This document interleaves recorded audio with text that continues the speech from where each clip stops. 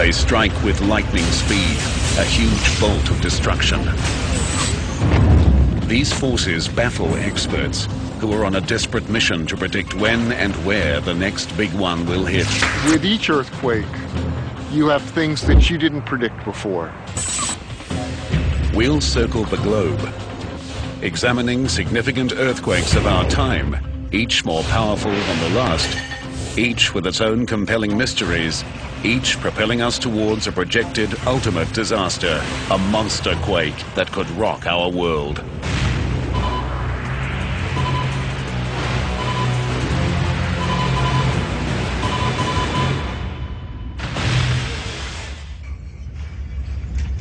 Earthquakes are one of the most destructive and unpredictable forces on the planet. Without warning, solid ground cracks, shifts and buckles, threatening anything in its path. It's estimated that several million earthquakes shake the planet every year.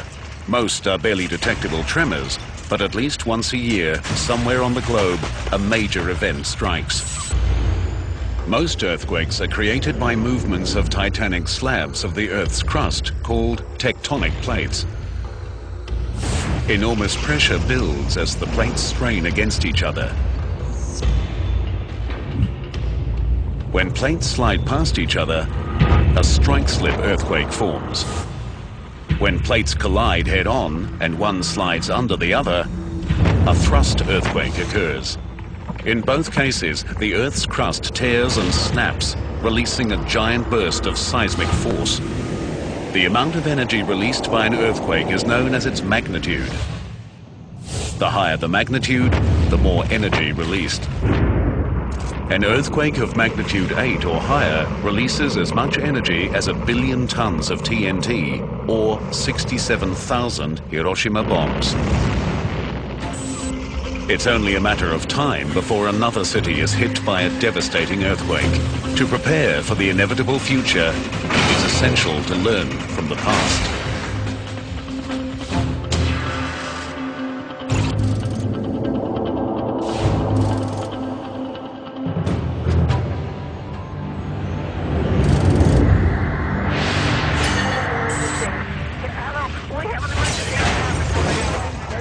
October 17, 1989, San Francisco, California. For 15 horrific seconds, the city by the bay is rocked by a magnitude 6.9 earthquake. The epicenter is near a mountain in Santa Clara County called Loma Prieta. Everybody's door and help them get out. Suburbs close to the mountain suffer serious damage.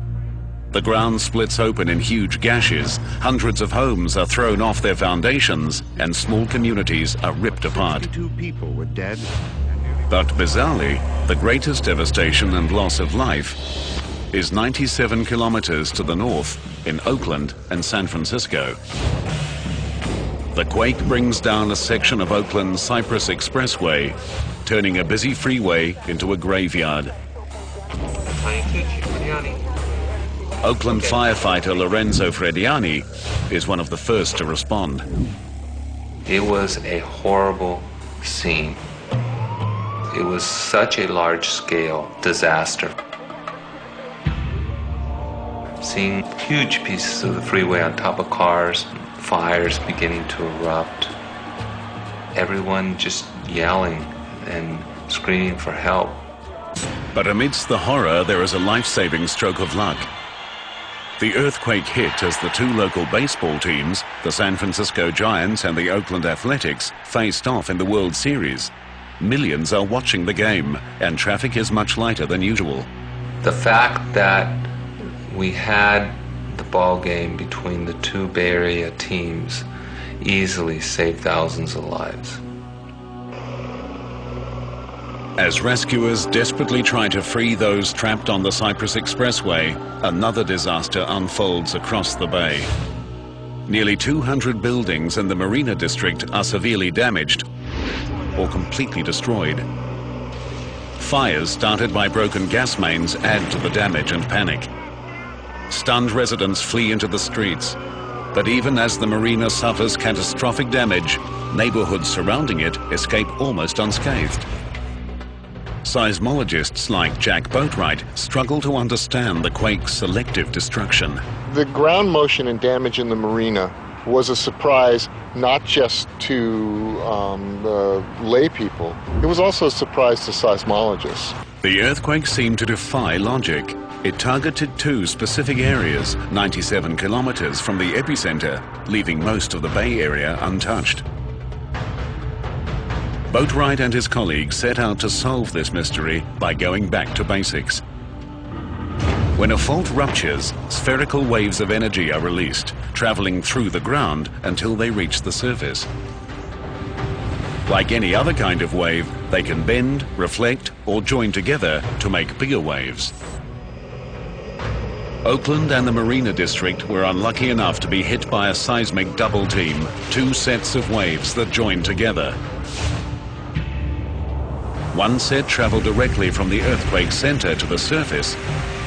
Another traveled deep into the earth, then bounced off the boundary between the solid crust and the molten layer beneath it.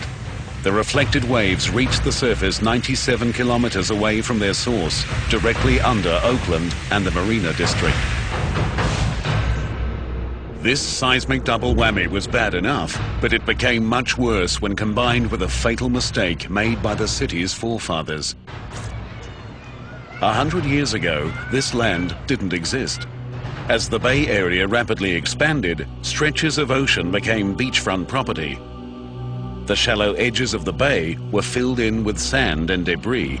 The difficulty is these very fine and clean sands. When an earthquake occurs and you start shaking them, there's really nothing binding the sand together. It becomes actually a liquid.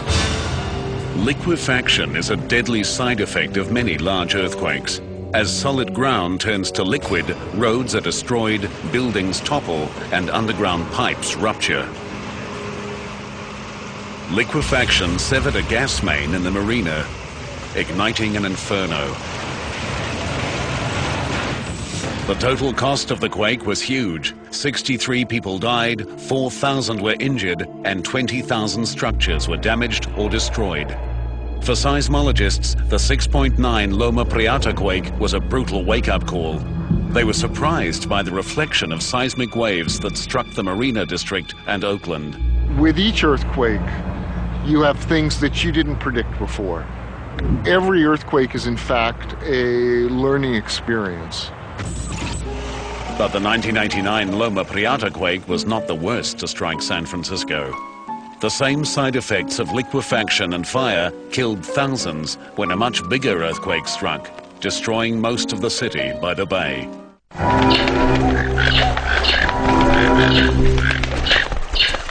Nat Geo Wild joins Michaela Strachan in this brand new series. I've got my hiding space. I've put my glasses on for protection. She tells real stories of real rescues in brand new Animal Rescue Squad, tonight from 7. Nat Geo Wild brings you the best experiences, the best footage and the unmistakable facts, dedicating 5 hours to travelling the world from one end of the food chain to the other in Wild at 1. Join us in our hunt to find the biggest, the deadliest and the ugliest specimens that lurk in our waters, featuring the premiere of Alaskan Killer Shark. Wild at 1, Monsters of the Deep, Sunday from 1 on Nat Geo Wild. Lions usually live in small groups of about 6. But when conditions are right, the number can get much bigger. And when a pride of lions becomes 22 strong, that's a lot of mouths to feed. Meet the big cats who eat, sleep and hunt together to survive. Find out what it takes to be a super pride on Nat Geo Wild.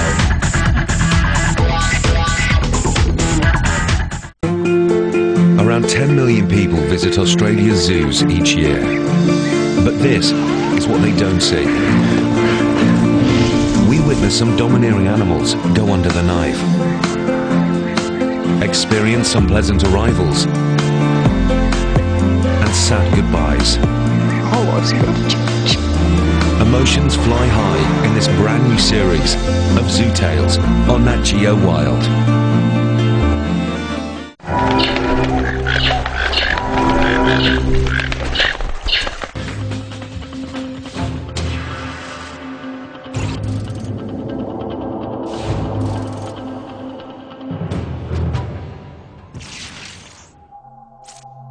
the turn of the century, San Francisco was actually the premier city on the west coast of the United States.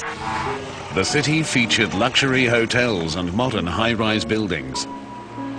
But in 1906, many came crashing down. The earthquake occurred about 5:12 in the morning on April 18th, and when it occurred, it essentially occurred without warning. A loud roar jolted thousands out of their beds. Seconds later, a giant shockwave hit the city, shaking buildings to their foundations.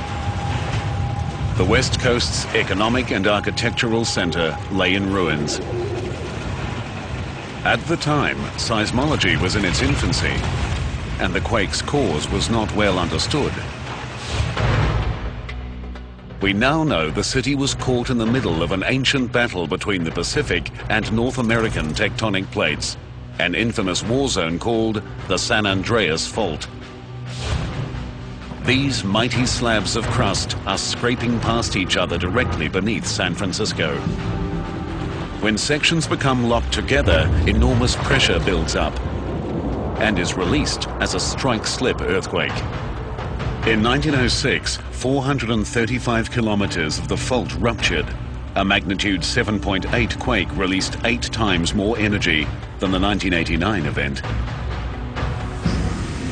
The first and fastest waves released by any earthquake are primary or P waves. They act like a sonic boom, shaking the ground and rattling windows. A few seconds behind are the secondary or S waves. These carry most of the earthquake's energy and are the most destructive kind of seismic wave. In San Francisco, the S waves tore huge gashes in the earth and ripped apart building foundations like paper. But it was another side effect of the earthquake that sealed the city's fate. Liquefaction of the ground severed gas and water mains, and San Francisco began to burn. Without a water supply, the fire department stood by helpless as the city burned to the ground. More than 3,000 people were killed. The 1906 event proved that an earthquake's complex side effects can be more devastating than the quake itself. 80 years later, a bigger earthquake crippled a city 45 times larger than San Francisco. The key culprits? A totally different seismic side effect combined with disastrous city planning. But even that quake is dwarfed by a potential ultimate quake, an event of enormous power and consequence. The San Francisco earthquakes of 1906 and 1989 showed how reflection and liquefaction can have tragic consequences. In 1985, one of the largest cities in the world was crippled by an earthquake with even stranger and more unpredictable effects. It proved that where you build a city is as important as how you build it.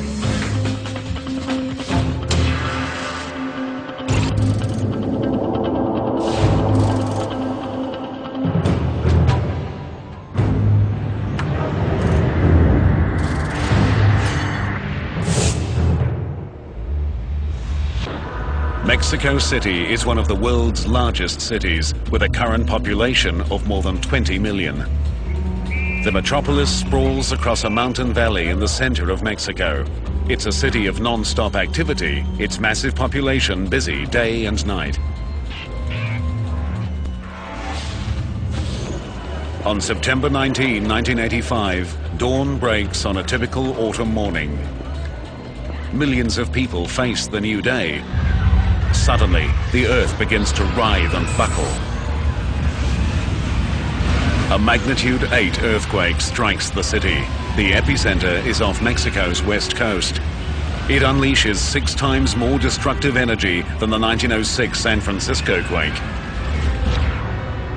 Hundreds of multi-storied buildings disintegrate into rubble. Thousands of others are severely damaged. I didn't know what was happening. Your mind is racing 1,000 miles per hour. You don't know if you're already dead.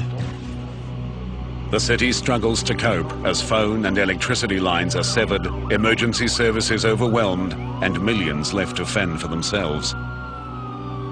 3 of the city's largest hospitals are severely damaged, adding to the chaos and casualties.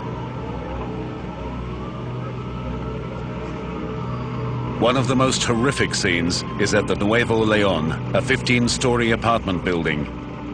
Of the 1,800 people who lived here, more than 600 were killed. Cuauhtémoc Abarca is a stunned witness as the Nuevo León falls victim to the earthquake's rage.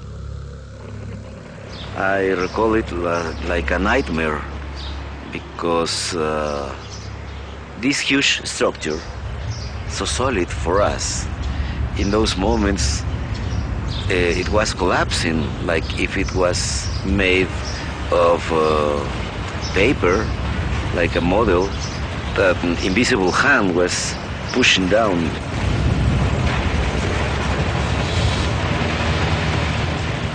Cuauhtémoc and dozens of his neighbors rush to the demolished apartment building and with their bare hands begin a desperate struggle to rescue survivors. There was a survivor, he was trapped by the debris. We couldn't move the concrete above him. It was so heavy. I was holding the right hand of this man, trying to encourage him. He was complaining, "This is so painful, it hurts." And he died. The death toll is estimated at anywhere between 9,000 and 35,000. The true number may never be known. Why was this mighty city victim to such devastation? Mexico City is in the center of the country, hundreds of kilometers away from the earthquake's epicenter. And why were some areas practically annihilated while others were left untouched? For seismologists like Sina Lomnitz, this disaster would change their understanding of seismic waves. There are various surprising factors that intervened to cause this particular earthquake to be a disaster. The quake was triggered by movements of the Cocos Plate, which collides with the North American Plate off Mexico's west coast. Unlike the San Andreas Fault, where 2 plates are sliding past each other, Mexico is the scene of a tectonic head-on collision called a subduction zone. Normally, one plate slides smoothly under the other, but when a section becomes stuck, enormous pressure builds up in the rock. On that fateful morning, the pressure finally becomes too much. A section of the Cocos subduction zone rips apart, blasting a massive shockwave of seismic energy towards Mexico at thousands of kilometers per hour. During most earthquakes, the greatest damage occurs close to the epicenter. This one is different. Coastal areas suffer some significant damage. But Mexico City, located 322 kilometers inland, bears the biggest brunt of the earthquake. Bizarrely, most of the city is barely damaged, while small specific areas are almost completely destroyed. Buildings between 6 and 15 stories high suffer the most. Shorter and taller structures in the same block survive virtually unscathed. To solve the perplexing mysteries, Lomnitz and his colleagues searched directly beneath their feet. Mexico City has a rather unusual location for a large city. 700 years ago, what today is Mexico City was a lake. The Aztecs built their capital city, Tenochtitlan, on an island in the middle of the lake. It was a massive complex of canals and causeways, with a structure as complex as any European city at the time. When the Spanish conquistadors captured and totally destroyed Tenochtitlan, they filled in the lake and constructed their own city directly on top of it. Centuries later, this turned out to be a very bad idea. The sedimentary layer on which the downtown area is built is a layer of very soft clay. It's practically a jelly. It's almost water. This ancient lake bed holds the key to the earthquake's strangely selective damage patterns. Over the first 3 days after the earthquake, we realized that severe damage, structural damage, had only occurred on the former lake area. The layer of soft lake bed was not just unstable, it acted like a seismic amplifier, trapping seismic waves and actually boosting their strength. Just like jelly will keep wobbling long after you shake it, the layer of mud under Mexico City continued to shake for 4 minutes after the earthquake. This is the major cause of the disaster.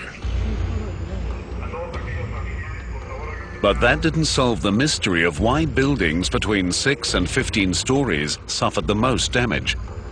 The answer came in the form of another destructive combination of seismic waves and loose sediments, a phenomenon known as resonance. Every object has a certain frequency that makes it resonate. If a singer hits the right note, they can shatter a glass just by subjecting it to its unique resonant frequency. Even a large object like a high-rise building can resonate. Depending on its size and structure, there is one energy frequency that will make it vibrate. By incredibly bad luck, the seismic waves trapped and amplified by the layer of mud under Mexico City were exactly the right frequency to make 6 to 15-story buildings resonate. The buildings began to vibrate, shaking themselves to pieces. Others smashed into their neighbors like battering rams. These freak circumstances doomed Mexico City. Many important facilities such as hospitals and schools were in the fatal size range singled out by the earthquake's fury. The Mexico City quake was a tragic example of the dangers of building on soft or reclaimed land. The unstable soils amplified the quake's effects and unleashed complex and deadly patterns of resonance. Today, buildings cannot be constructed on the unstable lakebed. Building codes and civil emergency plans are enforced to help prevent future disaster. The people of Mexico City know they're at risk from earthquakes. But millions of others live in striking distance of rare, mysterious quakes and don't even know it. And we're moving closer to an even bigger quake, a potential scenario that will combine liquefaction, fire, and other deadly side effects in a brutal, ultimate disaster.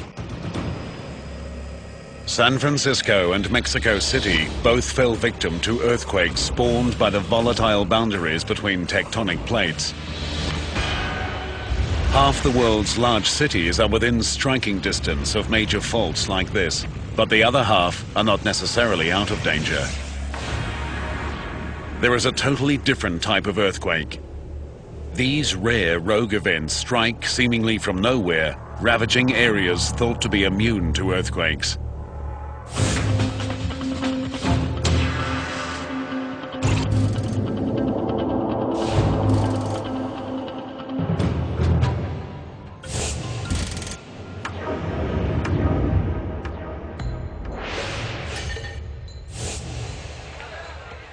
January 26 is India's Independence Day.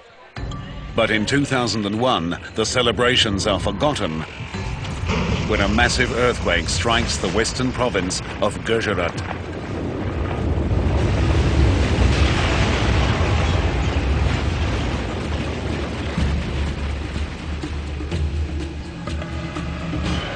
The 7.7 quake destroys the historic city of Bhuj, along with many other nearby towns and cities.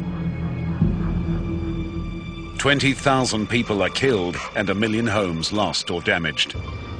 200 villages are wiped from the map. Paul Bowden is a Memphis, Tennessee-based seismologist who traveled to India to study the quake. What we saw was an immense amount of devastation. The human toll was incredible. It was a horrible place to actually be doing the work that we had to do. For scientists like Bowden, the most stunning aspect of the quake is not the scale of the damage, but the fact that it occurred at all. According to the theory of plate tectonics, this earthquake should not have happened. Central Asia is no stranger to deadly quakes. Over 1 billion people live close to a massive tectonic collision as the Indian plate plows head-on into the rest of Asia. The Himalayas, the largest continental mountain range on Earth, are the crumpled wreckage of this collision. This volatile plate boundary has spawned numerous deadly earthquakes. The 2005 Kashmir quake killed almost 80,000 people in Pakistan and northern India. It was magnitude 7.6, not huge, but powerful enough to flatten hundreds of thousands of buildings. But Bhuj is 200 kilometers away from the dangerous Himalayan plate boundary. Large earthquakes shouldn't happen here. But there's these rogue 5% that happen away from plate boundaries. And we don't have a very good understanding of what drives these kind of earthquakes. These mysterious rogue disasters are called intraplate quakes. The 2001 Bhuj earthquake was an important opportunity to study one of these rare events. But Bowden and his team had a more urgent reason to travel from Memphis to India.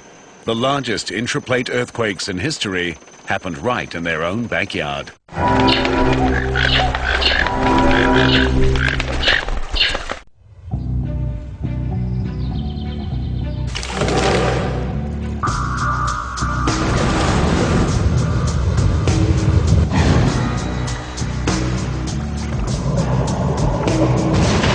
Nat Geo Wild investigates 6 shocking unsolved cases to find out what drove these animals to become man-killers.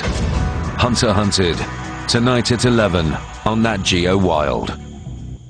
Nat Geo Wild brings you the best experiences, the best footage and the unmistakable facts, dedicating 5 hours to traveling the world from one end of the food chain to the other in Wild at 1. Join us in our hunt to find the biggest, the deadliest and the ugliest specimens that lurk in our waters, featuring the premiere of Alaskan Killer Shark. Wild at 1, Monsters of the Deep, Sunday from 1 on Nat Geo Wild. Prey. Enemy. Irritation. Friend. Hers is a complex and precarious existence. 3 years in the making, this unique film gains unprecedented access to one of the most secretive animals on Earth. See life through the eye of the leopard on Nat Geo Wild.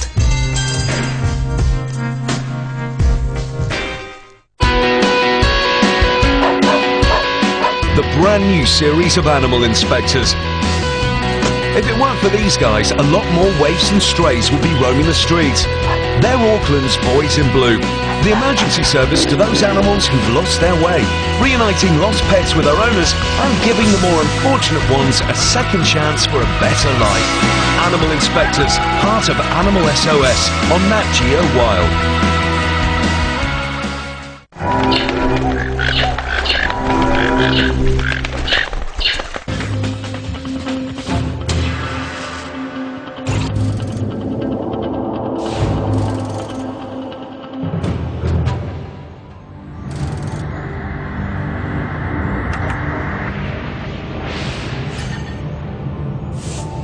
In the winter of late 1811 and early 1812, the Midwest of the United States was torn apart by a swarm of massive earthquakes. They were probably bigger than any quake to hit California, and are named after an ordinary town with an extraordinary secret, New Madrid. The magnitude of each can only be estimated, since seismic recording instruments didn't exist, but there is no doubt they were huge. The first, estimated at magnitude 8, hits on the 16th of December, 1811.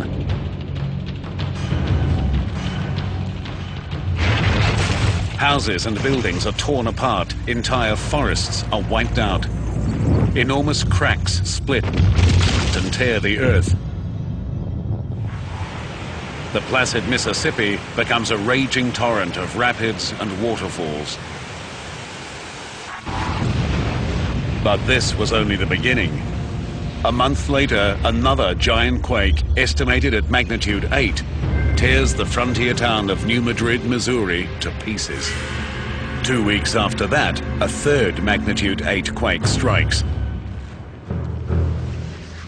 Over the next 2 months, almost 2,000 smaller tremors strike. The effects are felt throughout the entire eastern half of the United States.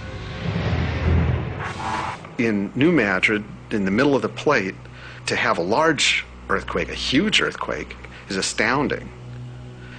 And then to follow it up with 2 other events that were as large or larger, just incredible. This incredible series of earthquakes seems to have come from nowhere. This is the flat, stable center of the North American plate. It's supposed to be safe from large earthquakes. Reelfoot Lake, 24 kilometers from New Madrid, is famous for its fishing. But seismologist Roy Van Arsdale hasn't come for the largemouth bass. For him, Reelfoot holds the key to unlocking the mystery of the New Madrid quakes.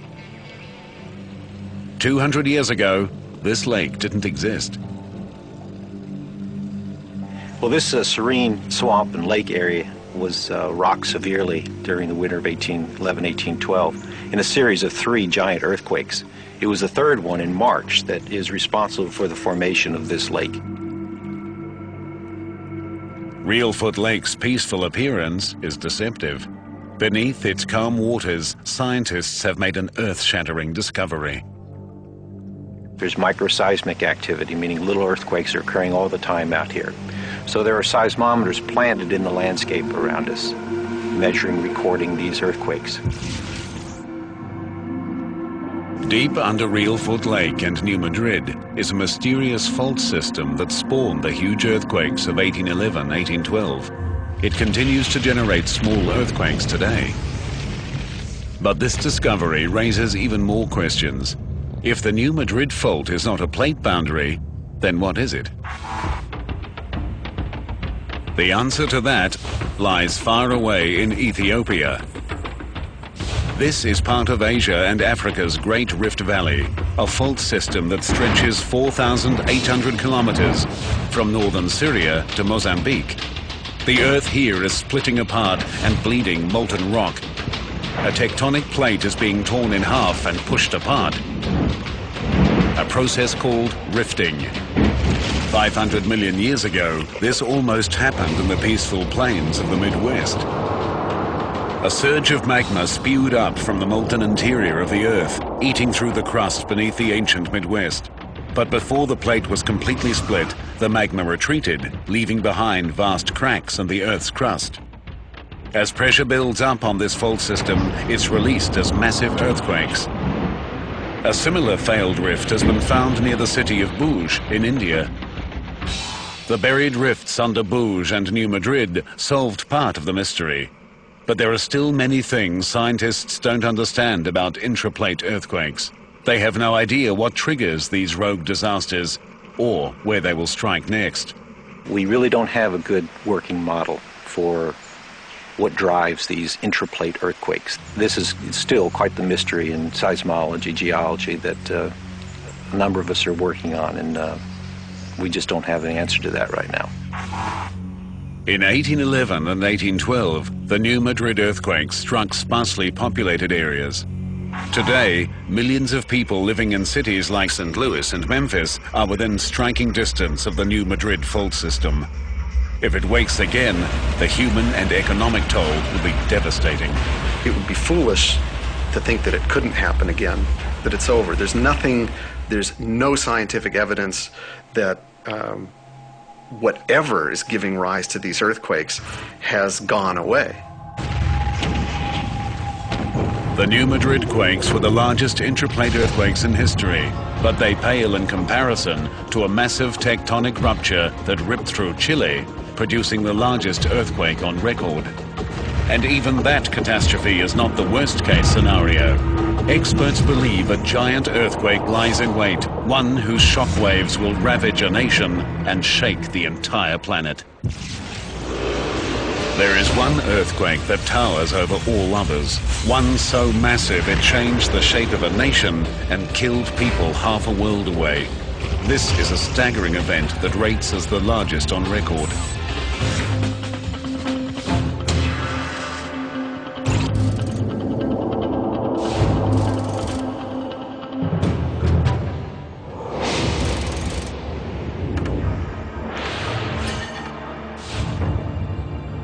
In the small Chilean town of Maullín, life is quiet and simple.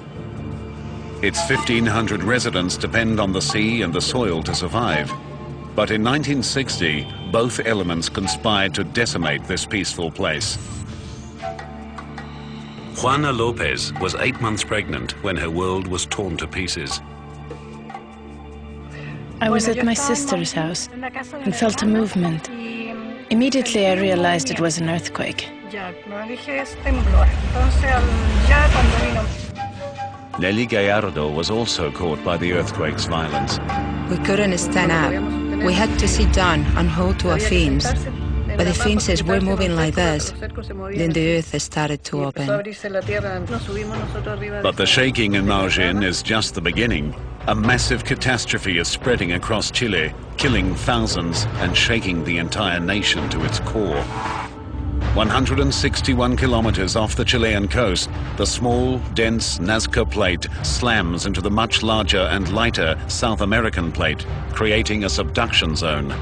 This is far more dangerous than the one that affected Mexico in 1985, because here it runs the entire length of the continent.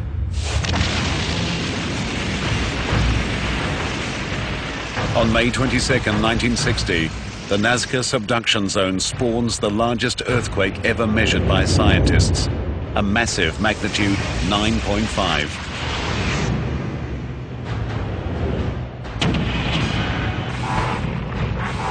The amount of energy unleashed is equal to 32 billion tons of TNT, or more than 2 million Hiroshima bombs. The intense seismic waves tear apart cities caught in their path. Buildings topple, the ground turns to liquid, landslides sweep down mountain slopes, and cliff fronts collapse into the ocean. The city of Valdivia, close to the epicenter of the quake, is besieged. Almost half the city is reduced to rubble. But this is just the beginning. The fault rupture sets in motion a chain of events that ruins lives for generations and permanently scars the landscape. Today, Valdivia is once again a thriving city, a strategically important point at the meeting of three rivers. But take a closer look, and there are secrets beneath the water. Mysterious streets that plunge into nowhere, drowned foundations, and ghost-like ruins along the river's banks.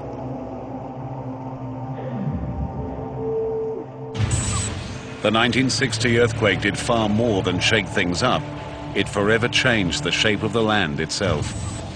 This ruined landscape is the victim of a side effect of the massive Chilean earthquake called subsidence.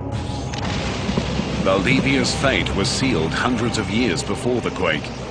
For centuries, pressure built up along the boundary of the two great tectonic plates off Chile's coast. The South American plate began to slowly bulge upwards under the strain. When the fault ruptured in 1960, the strain was released on the South American plate. It snapped back to its natural shape, lowering a vast swath of land 2.5 meters. For the people of Valdivia, this is a disaster that will last for generations.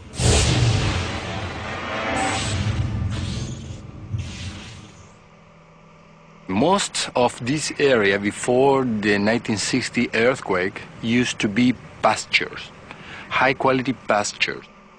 The ground dropped 2 meters down, and now the tides cover every day this land. So There was a huge damage on the economy of these people here because they lost the soil, the better soil of the area.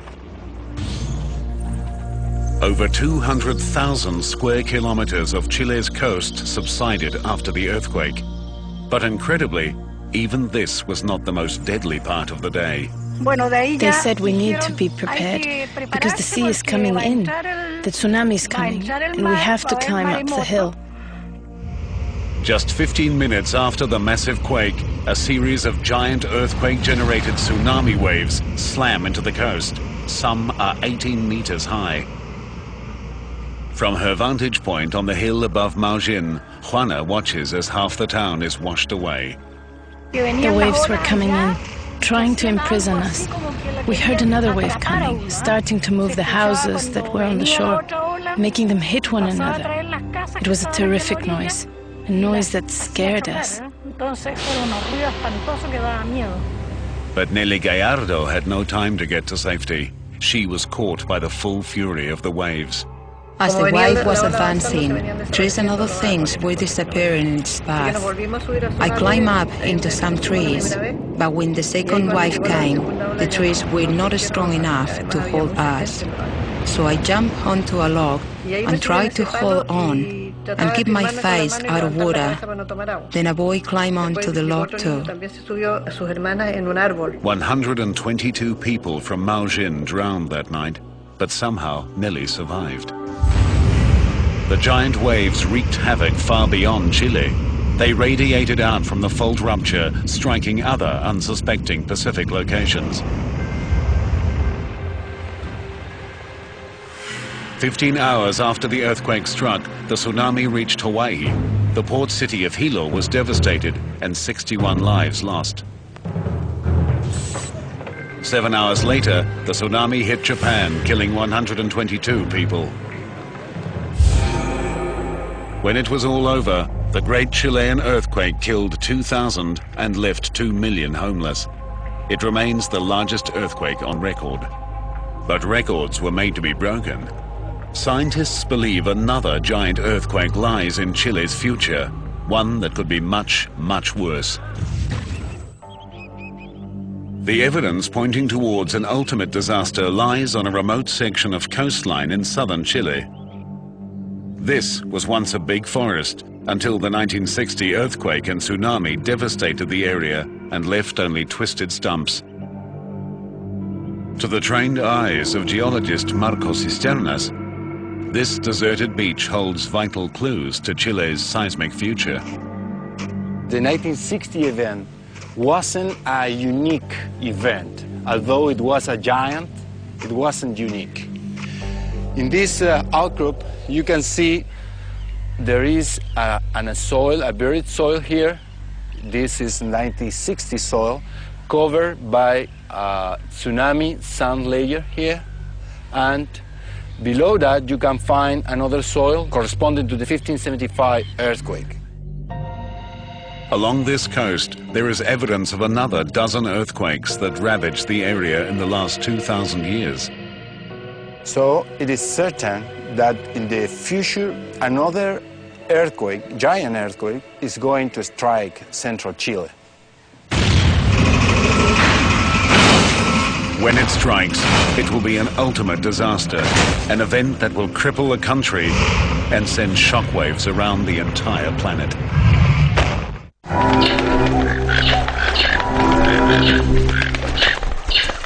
Nat Geo Wild joins Michaela Strachan in this brand new series. I've got my hiding space. I've put my glasses on for protection. She tells real stories of real rescues in brand new Animal Rescue Squad. Tonight from 7. Nat Geo Wild brings you the best experiences, the best footage and the unmistakable facts, dedicating 5 hours to travelling the world from one end of the food chain to the other, in Wild at 1. Join us in our hunt to find the biggest, the deadliest and the ugliest specimens that lurk in our waters, featuring the premiere of Alaskan Killer Shark. Wild at 1, Monsters of the Deep, Sunday from 1 on Nat Geo Wild. The Indonesian island of Komodo, home to the world's largest lizard. the Komodo dragon. With serrated dagger-like teeth and a lethal concoction of venom and bacteria, this confirmed man-eater can kill in one bite. Killer dragons on Nat Geo Wild. Australia, India, Africa, North America. Millions travel to these destinations every year, and there are countless reasons to visit. But we are giving you 12 good reasons not to go. The Deadly Dozen. From the man-eating great white in Australia, to the native-eating African lion, to tourist-consuming grizzly bears in North America. 12 deadly reasons to stay at home. The Deadly Dozen, only on Nat Geo Wild.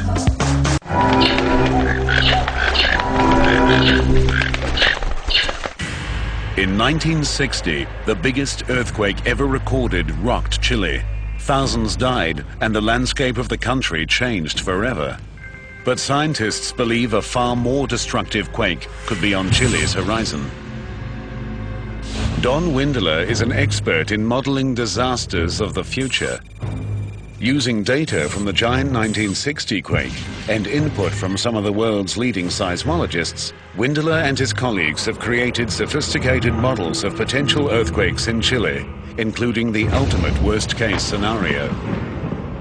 There's no stopping the Nazca Plate from going underneath South America. We will continue to see large events over time in Chile. It's just a fact of life. The massive 1960 earthquake struck in the center of the country, where the population was relatively light. But if the Nazca Fault ruptured further north, near to Chile's largest cities, a major catastrophe would result.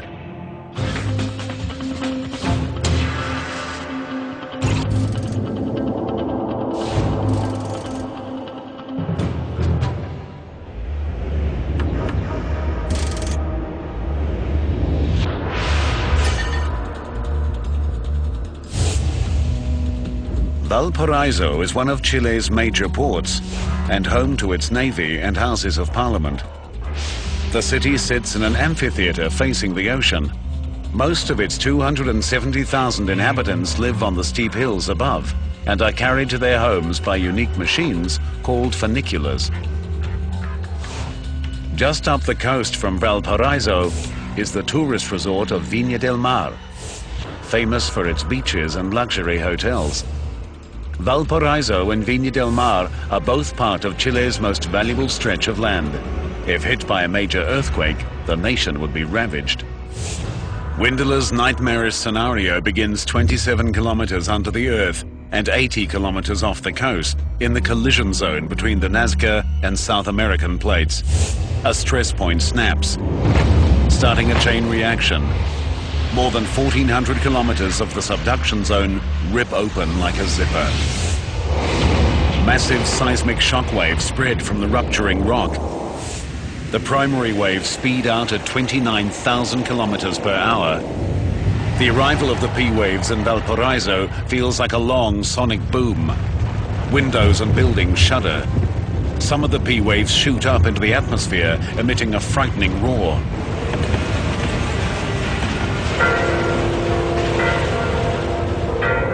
The secondary waves follow, carrying most of the earthquake's energy. Some surface waves shake the ground from side to side, twisting railway lines and shattering concrete structures. Buildings are shaken from their foundations.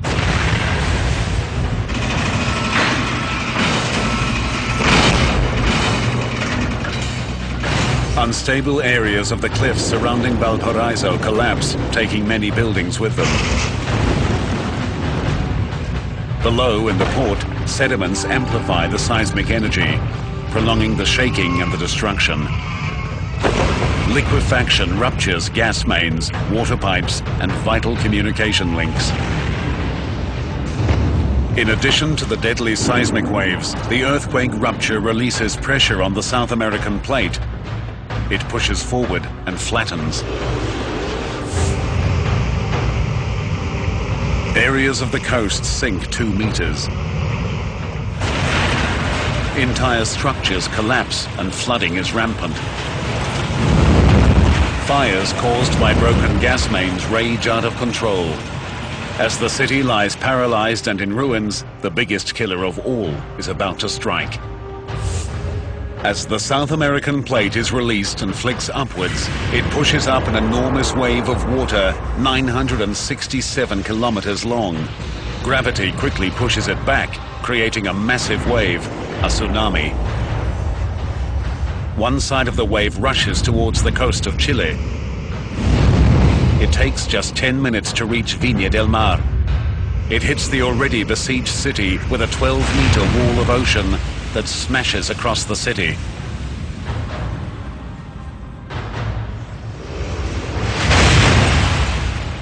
Thousands more lose their lives.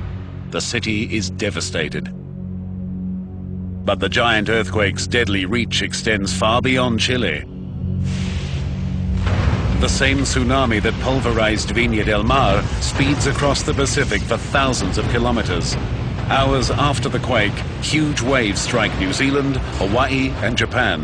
The west coast of the USA and the Philippines will also be hard hit. Chile's ultimate earthquake is now a global disaster. Taking the 1960 earthquake, this massive magnitude 9.5, and moving it closer to Valparaiso and Santiago is something that's not likely to happen anytime in the near future. It's highly unlikely. But at the same time, given what we know about Chile's tectonics and its past history, it's very difficult to exclude that from saying that it can't occur. Chile's ultimate disaster will probably not happen within our lifetimes. But scientists believe a major city will be struck by a devastating earthquake.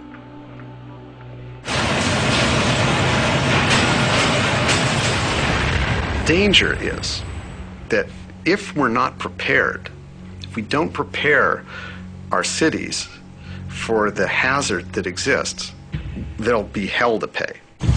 Half the world's population now lives in cities, placing hundreds of millions within striking distance of an earthquake.